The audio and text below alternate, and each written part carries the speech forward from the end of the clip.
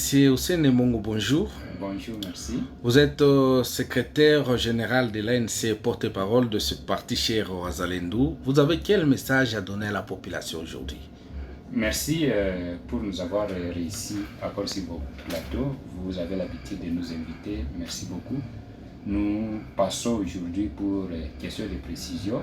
Vous savez que depuis un certain moment, comme nous l'avons dit autrefois, les Wazalendo sont diabolisés. Il y a une campagne de diabolisation pour saboter les réformes de Wazalendo. Et j'avais dit que les Wazalendo n'y sont pour rien.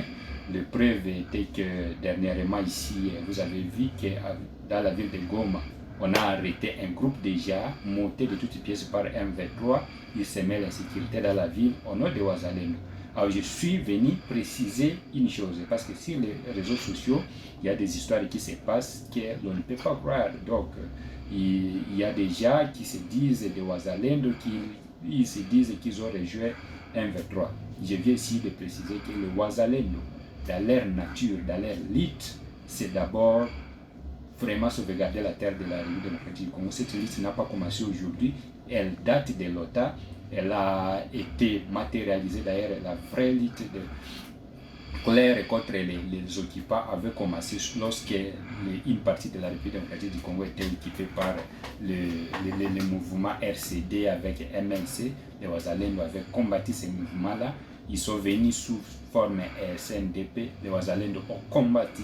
Ils sont venus sous forme M23 première version.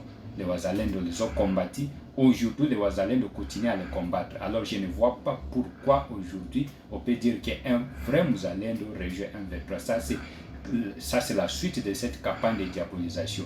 En fait, nous avons dit autrefois qu'il y a des Wazalendo, les faux Wazalendo, s'il faut le dire comme ça, montés de toutes pièces par le Rwanda et l'Ouganda, téléguidés par M23, qui sont là, qui s'appellent les Wazalendo, mais à un certain moment, ils posent des comportements pour que la confiance que le peuple congolais a envers les Wazalendo cesse. Mais cela n'est qu'un coup d'épée dans l'eau, parce que les vrais Wazalendo sont là, ils continuent à se battre et ils vont continuer à aucun cas, ça je l'ai dit, à aucun cas, les Wazalendo ne pourront communiquer ou partager un même idéal avec les ennemis. Donc, les Wazalendo sont en train de se battre sur le plan politique et sur le plan militaire. Ils ne sont pas avec M23 et ils ne peuvent jamais. Et pour votre information, ce qui fait mal au Rwanda, ce qui fait mal à l'Ouganda aujourd'hui, c'est la présence des Wazalendo. Voilà pourquoi il faut tout monter pour essayer de ternir leur image. Merci au peuple congolais parce qu'on continue à avoir confiance au Wazalendo. Merci au gouvernement congolais parce que nous devons ici dire que c'est, je l'ai toujours dit, il faut considérer ça comme un Thanksgiving, c'est-à-dire quelque chose de fêter, de louer le fait qu'aujourd'hui le chef de l'État, lui, Félix Antoine Tshisekedi, a adhéré à l'idéologie de Wazalendo. Parce que j'ai toujours dit que l'idéologie de Wazalendo n'a pas commencé avec le gouvernement actuel. C'est bien avant. Et ce gouvernement, parce que les hommes passent, les restent, les hommes vont passer, les Wazalendo resteront là pour sauvegarder la terre congolaise. Et ils sont partout sur la République démocratique du Congo. Dans toutes les provinces, ils sont là. Et au sein des partis politiques, nous sommes en train de nous battre au sein de l'ANC pour essayer aussi d'accompagner la lutte politique. D'ailleurs, nous devons aussi dire que la lutte déjà diplomatique et politique que le chef de l'État a menée jusque-là et la lutte militaire que les Wazalendo sont en train de mener sur le terrain vont payer à bientôt très clairement, parce que les M23 que vous voyez à un certain moment, vous ne les verrez plus. Ils seront contraints de quitter parce que la pression devient maintenant à l'air très fort sur eux, et c'est comme ça qu'ils commencent à monter déjà, vous dire qu'ils ont adhéré dans leur fameuse histoire de terrorisme, de l'occupation de la terre congolaise. Donc le peuple congolais, que personne ne donne crédit à cela, les Wazalendo sont là, ils se battent pour les Congo. Alors, comment identifier les vrais Wazalendo? Cette question revient chaque fois quand vous êtes ici, mais la réponse n'est pas encore au clair. La réponse a toujours été claire, parce qu'en utilisant le terme Muzalendo, ça signifie patriote. Vous ne pouvez pas voir un patriote qui est dans les antivaleurs. Donc, si vous voyez toute personne qui s'appelle Muzalendo et il pose des actes je dirais contre la République démocratique du Congo, contre la vision du gouvernement congolais, contre les valeurs congolaises, alors dites-vous qu'il n'est pas Mouzalendo. Donc un Mouzalendo ne peut pas se rallier à l'ennemi, jamais. Donc c'est ça le seul critère qu'il faut voir. Tout celui qui s'appelle Mouzalendo, c'est un combattant pour la liberté de la République démocratique du Congo, c'est un combattant pour la sauvegarde de notre intégrité nationale. Donc on ne peut pas faire autre chose. Ça, je reviens toujours sur ça, dire que, en tout cas, dans le vocabulaire de Wazalendo, dans le vocabulaire de l'ANC, les termes de dire faire défection à l'ennemi, les termes de dire que vous pouvez, je ne sais pas, vous rallier à l'ennemi, ça n'existe pas dans notre vocabulaire. Et nous ne le ferons jamais. Les Wazalendo ne cèdent pas devant l'argent, ne cèdent pas devant quoi que ce soit. Parce qu'ils ont combattu le régime qui avait d'occupation belge. Ils ont combattu le régime qui a été représenté par la domination dictature de Mobutu.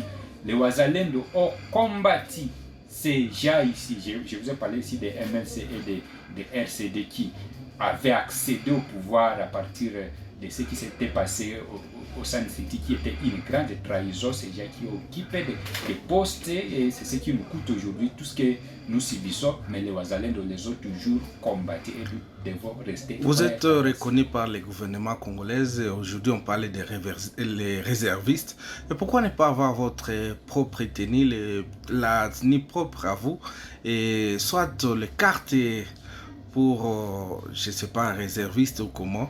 Alors, qu'est-ce que vous attendez pour avoir? Comme ça peut aider à la population de distinguer qui sont le vrai Wazalendo et qui ne le sont pas. Non, mais je pense que la question des réservistes, nous comme parti politique, nous avons déjà fait beaucoup de plaidoyers là-dessus auprès du gouvernement congolais pour que l'installation se fasse, et ça va plutôt bien. Et nous pensons que ça va d'ici là se matérialiser, parce qu'il fallait, et nous, selon nous, les partis politiques, nous demandons au gouvernement de tout mettre en œuvre pour que l'armée réserviste soit bien installée et bien identifiée. Question d'identification et le reste, il ne faut pas faire l'amalgame ici. Moi, je suis secrétaire général du parti politique, je suis de l'ANC. Il y a certaines choses qui dépendent directement du gouvernement, qui dépendent de l'armée, du ministère de la Défense, que moi je ne saurais pas vous répondre ici. Donc, question technique, question dotation, ça ce sont des questions techniques qui relèvent du ministère de la Défense. Je pense que peut-être le porte-parole de l'armée peut être mieux placé pour répondre à ça. Mais ce qui est vrai, c'est que nous, sur le plan idéologique, sur le plan politique, les choses sont déjà claires, et nous avons déjà fait des plaidoyers auprès du chef de l'État, auprès du gouvernement de la République, pour que le coordonnateur national des RAD, réserve de l'armée de la Défense, soit installé, et que les coordinations au niveau provincial soient installées. Nous réitérons à cette occasion encore que le chef de l'État nous facilite ça, pour que les brigades de l'armée réserviste soient constituées, pour que les contrôles soient à tous les niveaux. D'ailleurs, ça aiderait aussi à contrôler ce qui s'appelle Wazalendo sa lettre, parce que s'il y a une administration rapprochée jusqu'à la base, ça va trop aider. Alors ça, c'est vraiment parmi nos réclamations, nos sollicitations auprès du gouvernement, qu'il le fasse si tôt possible.